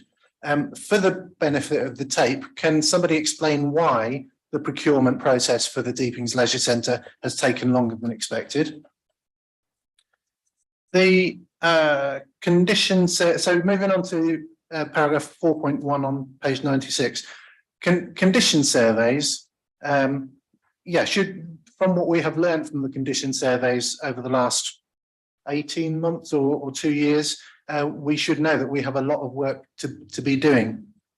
And a lot of these, I don't understand why we are underspent on this. Surely we're not dithering about with work that has come in from the condition surveys that needs to be done.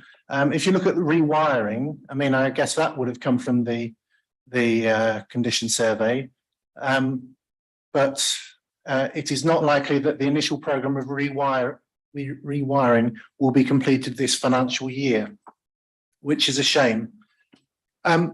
Housing growth on page 97, the reprofiling of Swinegate, Grantham and Elizabeth Road, Stamford, expected to start at the end of this year due to delays on site. What are the reasons for the delays on site? I thought this was our site. I thought we owned this site, so why would we be delayed of getting on site? And in the same paragraph, just at the bottom, there's a mention of this year's programme will also include the acquisition of properties on the open market. I would welcome that. I think we spoke about that probably pre-pandemic. We were talking about potentially buying back ex-council houses to turn them into council houses as a radical way of dealing with our housing problem. Have I understood that rightly as to what that means? And if so, how are we getting on with that? Finally, in the first paragraph, 5.6, we look at the likely increase of costs of fuel. We've got 70,000 households in the district. So I think that just for fuel alone is going to mean an extra £20 per household that the council has to find. And that's before we've looked for the staffing increases. We're looking at a storm, aren't we? Who would like to answer any of those? I think, I mean, happy to answer, but I do think some of the points have been covered. Nicola McCoy-Brown may be able to talk about the festival programme because that sits within her portfolio. I don't know if I've been misquoted or I did actually say, I don't think I said there's been a delay in the procurement. I thought I said the procurement for deep centre refurbishment is underway. So I said it's highly likely the spend that's in this year's programme will not be incurred this year. And in all likelihood will then roll into the following year, which is why I was saying in the capital programme that forecast position of £500,000 for the general fund is likely to increase because the spend on the deepens refurb will not occur in this financial year because the procurement process is currently underway. But apologies if I said it's been slipped. I'm not aware it has been slipped. I just know that's where we are in the cycle of the activities. The condition survey, I was saying the condition survey hasn't informed this capital programme. Actually, I wasn't saying this is a result of the survey. It's actually before the survey, which is partly why some of the programmes and works have slowed down because the survey will be more of an informative position that the council will be taking rather than carrying on with legacy projects. But it is a fact that the contractors, all these schemes are reliant on third-party contractors fulfilling those contracts, and the reality is the market cannot sustain it. It's not a surprise that a contractor will say to us, I cannot get my labour force, I cannot get the materials. That's wholly expected. Actually, that is what's happening up and down the country, and I've been in those meetings with those contractors who have said that very thing, or they've said actually the price we quoted you, scrub that, we're going to have to put another 30% on top of it. So the council, it's the responsible thing to do is to pause and take stock of where we are with that conversation, not just to plough on with those schemes, particularly when the survey is so now close to being presented to members as a holistic view of our stock to reposition our spend. And in terms of the interest rates, the dilemma we've got is that if we continue to spend, the more we draw our balances down, which means the less investment income we'll get from it. So we could shut up shop and we could put all our money out for 12 months and we'll be getting 5.5% income off it. But the council will need to navigate through as to what it wants to spend and what it wants to hold back. We get offers of locking our investments every day, 12 months plus. The longer you lock it, the better the rate. But if we lock all our money in too long, then we haven't got any money to spend on the programme. So we're forever dancing between how far we can put the money to get the best income for the authority versus the need to spend and continue to invest in our community. So that's part of that debate that we need to keep having. I don't know if I waffled on, and I don't know if I answered all the questions. Do you want to? Okay. Councillor Stokes, did you? Yeah, I do think some of the criticism there was completely unjustified from Councillor Baxter, and he was a bit naughty actually with regards to the rewiring. If you'd have read the first sentence of that, due to delays in starting the LCL programme, which will now start in October, that's a key sentence that he deliberately missed off to mislead people. But as Richard Wiles has said, that is due to the factors that have been a point of order. No point of order, because you said exactly what you said. Chair, when there's a point of order is made, it must be heard immediately. Councillor Stokes has just accused me of deliberately misleading this committee, and I'd like him to withdraw that remark. Councillor Baxter, you said it is not likely that the initial programme will be completed this year. Did you or did you not specify and ignore the first sentence of that paragraph. Yes or no, councillor Baxter? Councillor Stokes is still saying that I deliberately, whether or not I read the first sentence. All right, Chairman, I will withdraw the remark. However, I'm slightly disappointed with that comment because, as Richard Wiles has specified on numerous occasions with regards to the housing delivery programme, there has been significant delays. It's just a shame that not the full information is given when questioned. Thank you, councillor Stokes. Councillor Cook. Thank you, Madam Chairman. So just in relation to a couple of the points. So obviously in terms of food waste, look, I think, I personally would like us to roll it out across the whole district. I've always been a keen advocate of that as part of the Environment Act. Obviously, it would be a new function of this authority. Under government policy, there is new burden funding. Now, whether the government policy changes or not, who knows? But at the present time, if we were to roll it out, we would get new burden funding, which would then obviously pay for that service to be rolled out. In terms of events and festivals, it goes to the Culture and Visitor Economy Scrutiny Committee. And then in terms of housing, I think the points have already been made. There is significant issues in terms of getting on site with materials and the workforce. And that's in addition to the fact that, we are still selling about 60 homes a year on the right to buy as well. But with the housing stock condition survey, that will give us a much clearer idea in terms of where we need to focus our resources. In terms of overstretching that budget, I think absolutely, I think the ambition would of course be to buy back previous council homes when it's financially viable to do so. But at the present time, we're doing the business plan in terms of housing. We need to fully understand the financial implications of that. I wouldn't wish us to be in a place where we overstretch ourselves. We need to maintain our existing stock first and continue to obviously build the new builds. And we're building, I think we built 50 last year off the top of my head. Still, it's less than what we're selling, unfortunately, through the right to buy. But, we need to look after our own stock first.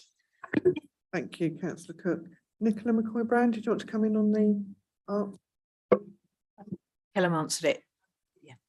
Sorry. Councillor Back.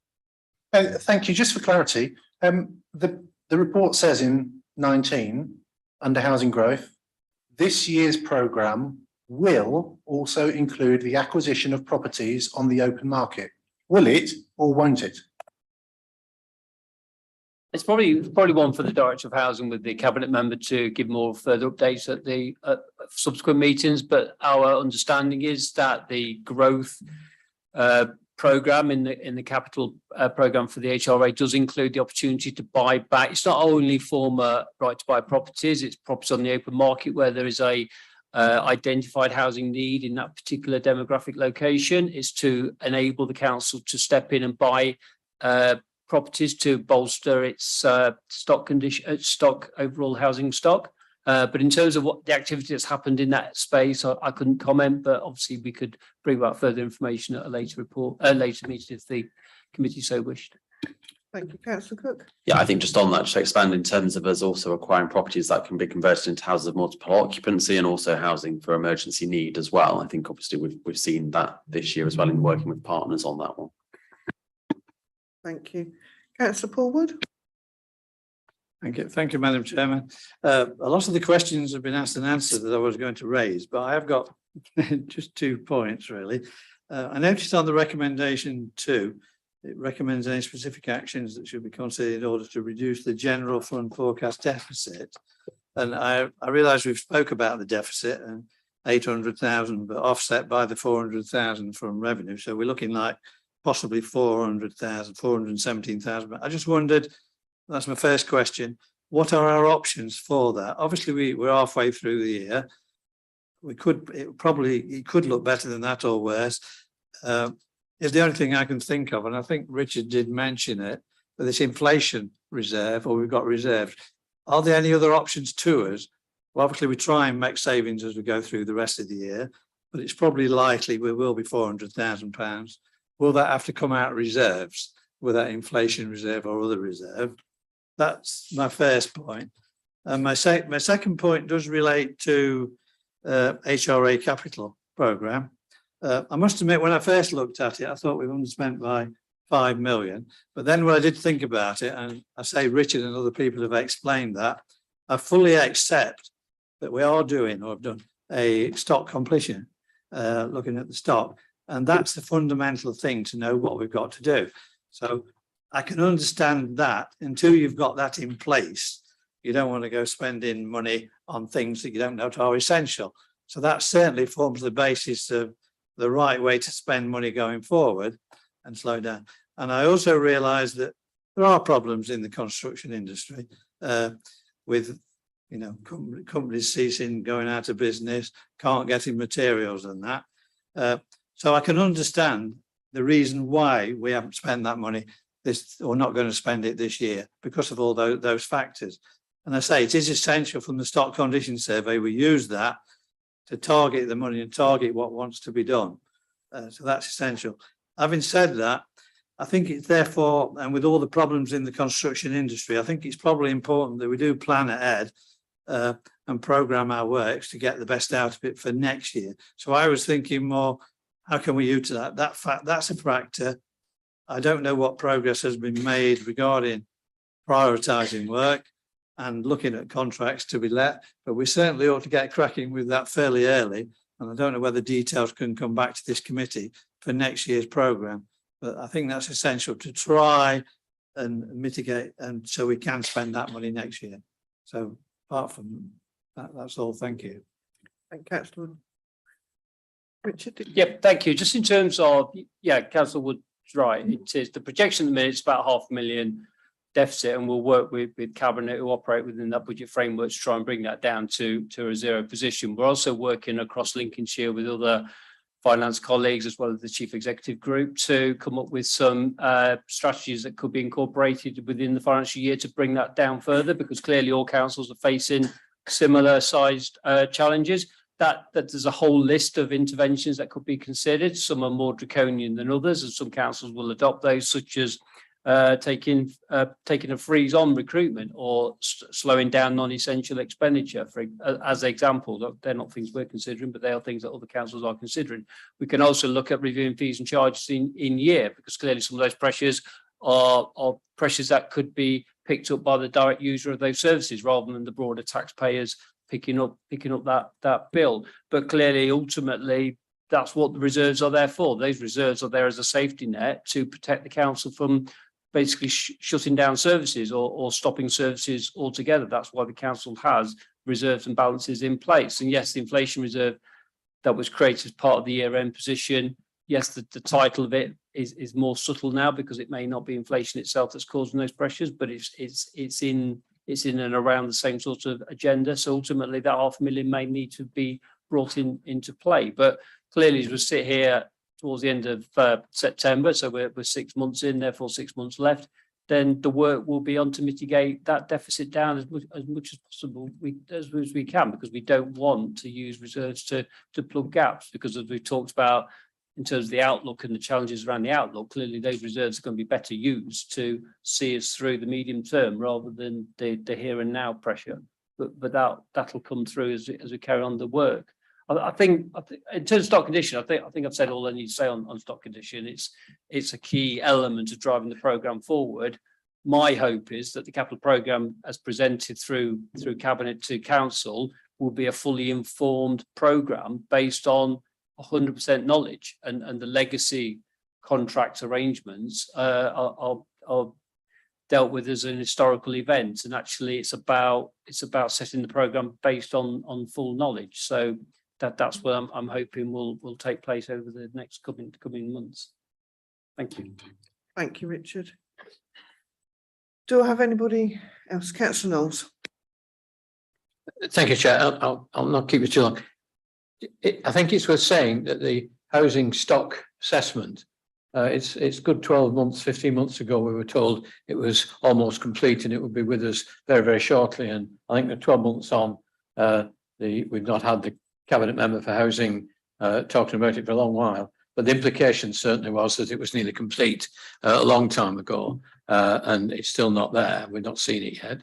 And secondly, the options available, I'm not suggesting we use some of those options, but are we at the stage yet where we are costing our stake in the St Martin's development and saying, are we better off now flogging that off to a private and taking what we can from it now, rather than developing it and perhaps taking more profit in the future, particularly when our record with Wherry's Lane was not exactly wonderful. But, you know, those are options that the council could take and take its profit from St Martin's now by flogging it off. Are we at that stage yet where we even consider radical things like that? Councillor Cook.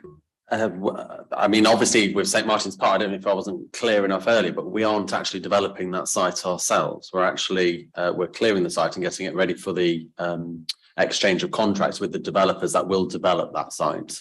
So once we've finished clearing the site and getting it to that point when it's ready, it will then be exchanged and completed, and we'll go off to the various developers that are going to develop the residential, the retirement living and the commercial space. So we aren't actually developing any part of that site ourselves in terms of that one. And then in terms of the housing, absolutely, you can bring an update back to this. And I think, you know, it has taken time. Well, of course it would do. You've still got to think, you know, we've been through lockdowns, out of lockdowns, through the pandemic and not, as well as business as usual, as well as going into every one of the 5,800 and something homes. So it is a significant piece of work, which has obviously taken time to do.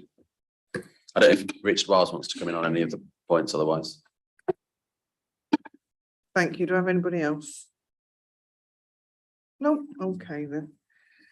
So recommendations that the Finance, Economic Development and Corporate Services Overview and Scrutiny Committee reviews and notes the forecast for 2022-23 outturn position for the General Fund and HRA revenue and capital budgets as at the end of August 2022 and identify any variants that require action or investigations. 2, recommends any specific actions or interventions that should be considered in order to reduce the general fund forecast deficit.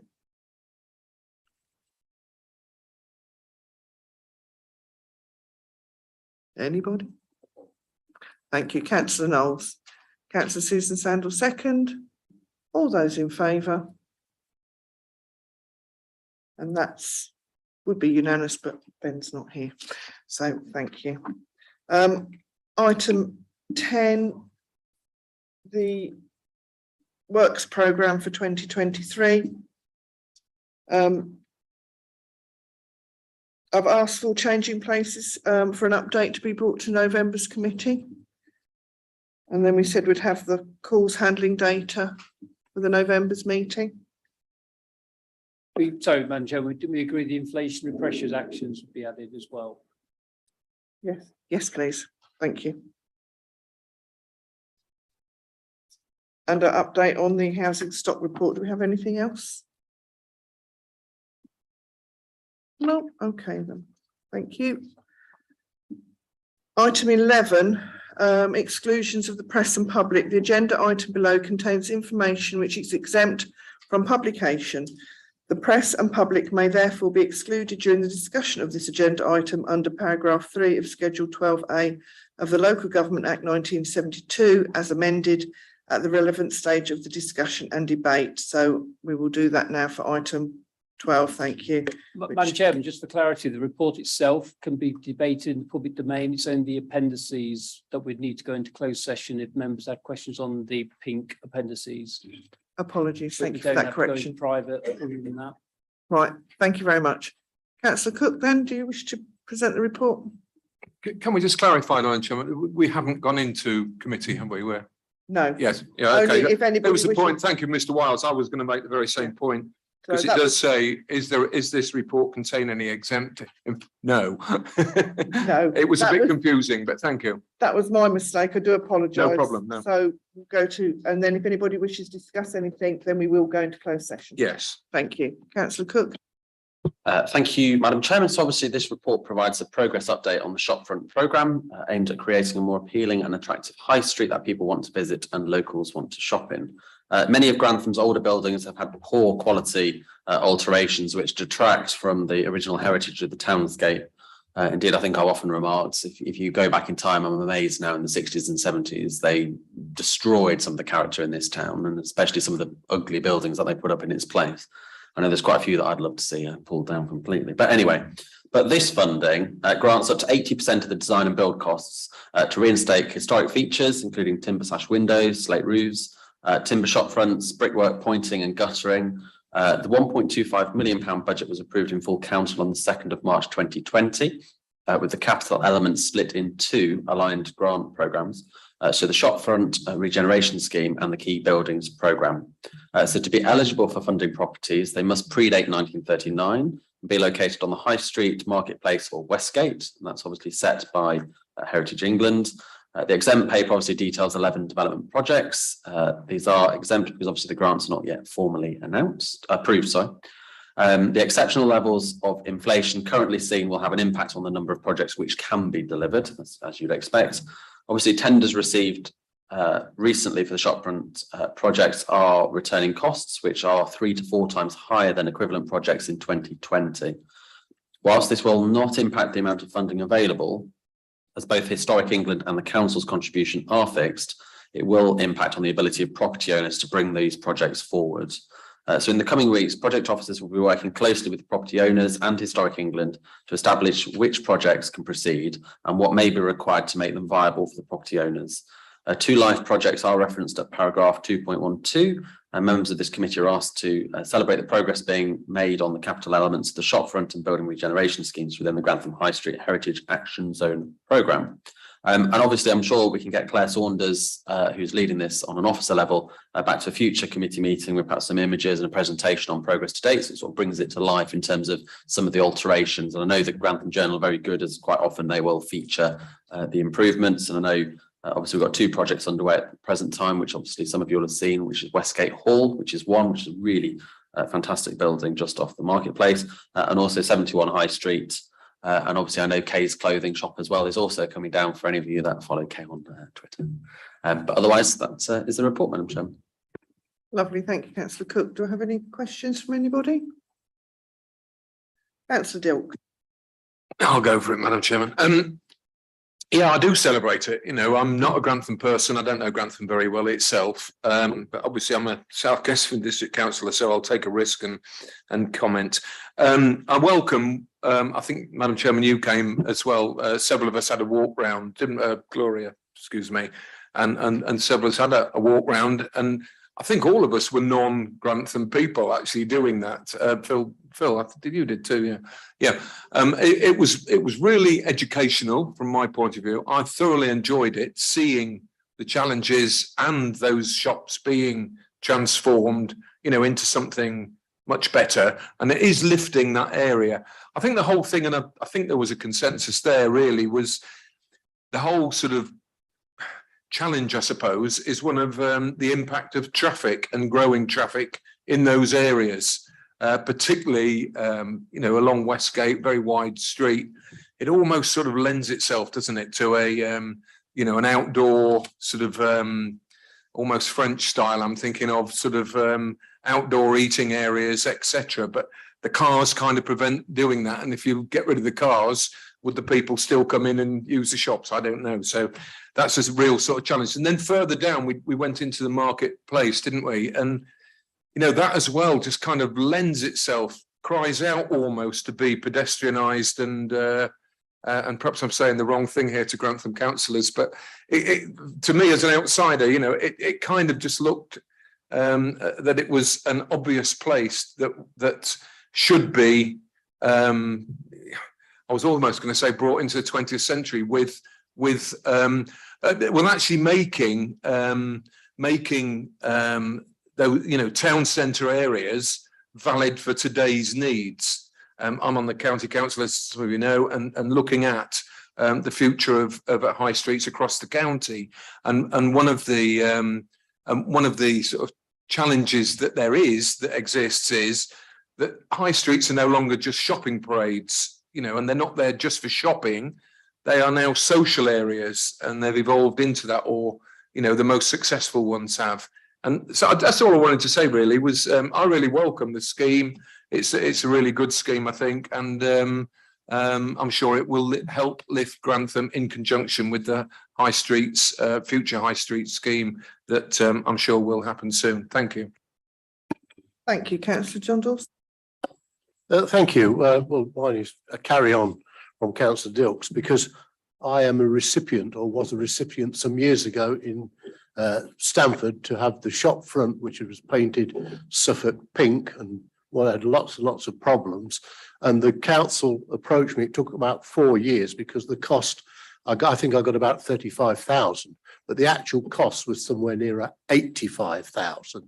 But the council helped because they did all the getting the various permissions, including the reinstatement of a gilded statue on the top of the building that used to be there at the end of the 18th century. And I think what you're trying to achieve, I hope you are trying to achieve, is not just to get the shops let, but to look at the upstairs, because if you go to Stamford, part of its success is that in quite a lot of areas, including Red Lion Square, there are people living over the shop. So it doesn't become a dead area at 5:30 in the evening. And it becomes, as Councillor Dilks has said, more European, where people we're into a cafe society. This year has certainly helped a lot because everybody's sitting outside with an umbrella and staying for much longer. And I think what you're trying to do with Grantham, and I do have a connection with Grantham because I started my business in Crowes and Kerrill, just down the road. And I used to work with John Godfrey in Watergate. And John used to tell me how Grantham was a beautiful market town in the 50s. It was the 50s. They started to pull down their history and replace it with horrible buildings. And I think what you're trying to do now is stop that, reverse it if possible, and start making the buildings used. And so it will attract tourists from all over England. Because Grantham, I mean, you've got various areas around St Wolfram which are absolutely delightful. It's just connecting them all together. But good luck. I'm fully for this scheme. I think it's fantastic. Thank you, Councillor Cook. Thank you, Madam Chairman. I think, you know, actually, just to reiterate some of the comments that have been made, it's about doing it in that piecemeal approach, actually, in terms of actually, you know, putting the building blocks together, because a lot of it is here. You know, you have got the historical quarter by St Wolfram's. You have got some amazing architecture in the town centre. And, you know, obviously this improvements and the improvements around the buildings will enhance that sort of cafe culture. I think hopefully, you know, when the bypass does open, that will take away the significant lorries driving down the high street. It will certainly hopefully get rid of this dual carriageway we seem to have outside of St Peter's Hill. And it'll hopefully aid that cafe culture, as we were saying. But also in terms of what Councillor Dawson's just said about people living above shops, the Future High Street Fund has identified, I think it's 22 apartments around the town centre. So converting those empty spaces into livable apartments. So people are then actually living in the town centre. So it is a living, breathing town centre. And then as part of the Future High Street Fund, and then when the bypass is opened, I know the County Council's already discussed about how we can further improve that aspect in terms of, you know, reducing the side of the road, increasing the size of the pavements. I know I always go on, and probably Councillor Green gets fed up with this, you know, about planting the trees along the high street and putting some greenery back in, so it's not this concrete jungle that we see. And, you know, it really is, the building blocks are there and it's just piecing it all together now. Thank you. Councillor Gloria Johnson. Thank you, Chairman. I went on this walkabout and it really opened my eyes. It wasn't just the shops and that, it was all about the station area. The plans that are being put forward are going to be absolutely fantastic. I, for one, totally enjoyed the day. I learned a lot. I've never been round Grantham, so it was my first opportunity. And I agree with Phil, it was a real eye-opener. And anyone that missed it, missed a real opportunity. And I did find out that day that poor old Stamford can't get anything. I did ask. Councillor Stokes. Oh, thank you, Madam Chairman. Yes, it's surprising. I was on the council when this high street was mooted to be by the county council, closed, pedestrianised at one stage. And this is the scheme that came in, so that the west gate was single. It virtually is single, but it's wider than single. It was meant to be single, but it's still okay. But it's a scheme that has probably run its distance, but it's very hard that if you come into Grantham, you need to park, and a lot of people need to park on Wide Westgate. I mean, it is closed for the market on a Saturday, and it does cause problems elsewhere. But I wonder about this scheme, whether it has been projected enough to the shopkeepers. Because I've certainly got one name of a shopkeeper that spoke to the person in charge at that time, because they were both members of the Chamber of Commerce in Grantham or whatever it's called. And they were supposed to get back to this shopkeeper. And it's not happened yet. And it certainly is this scheme now closed? Councillor Cook. So the problem with the individual case that Councillor Stokes raised is that whilst the shop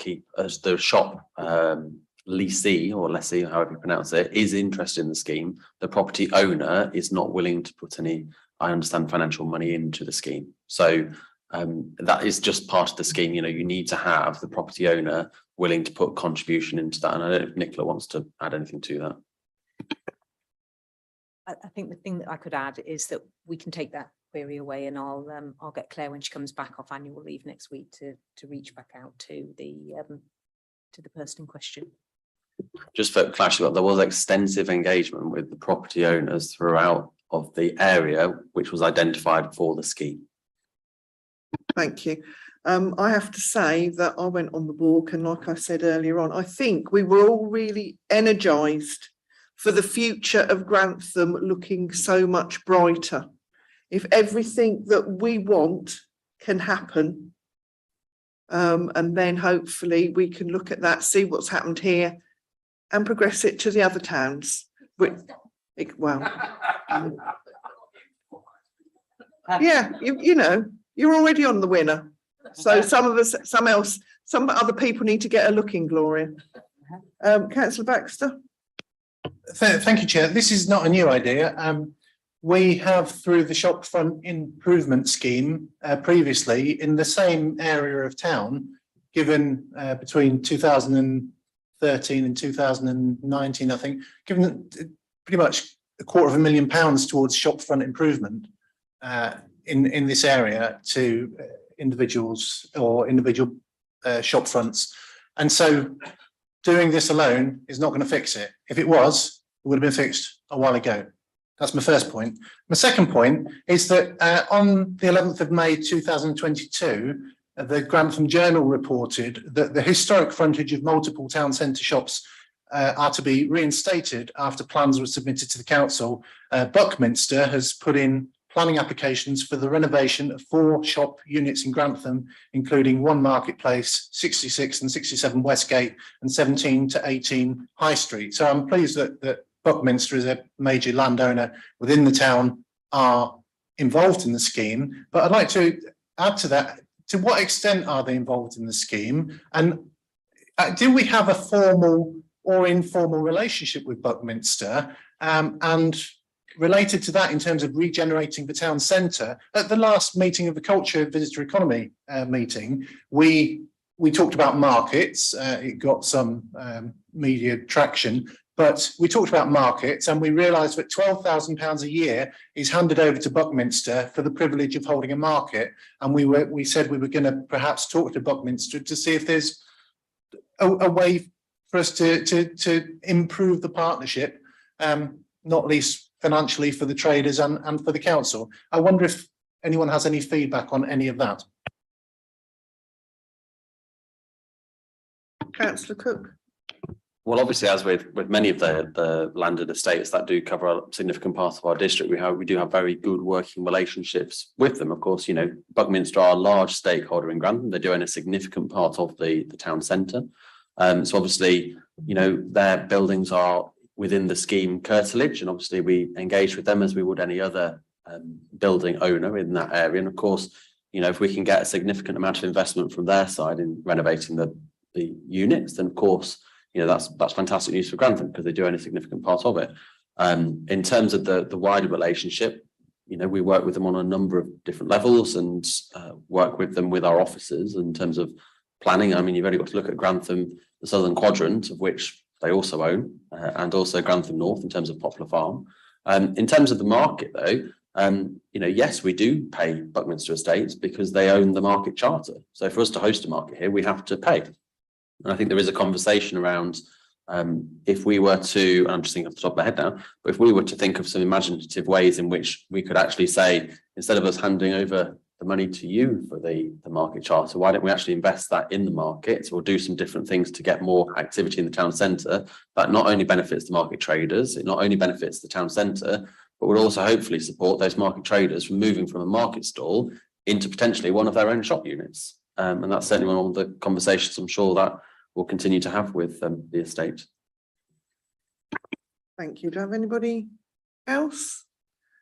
Then the recommendation that the Finance, Economic Development and Corporate Services Overview Scrutiny Committee celebrates progress made on the capital elements of the shopfront and buildings regeneration scheme within the Grantham High Street Heritage Action Zone programme.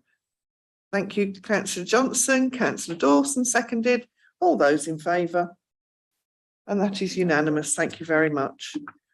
I'd just like to thank everyone for their reports and answering questions today, and thank you all for attending.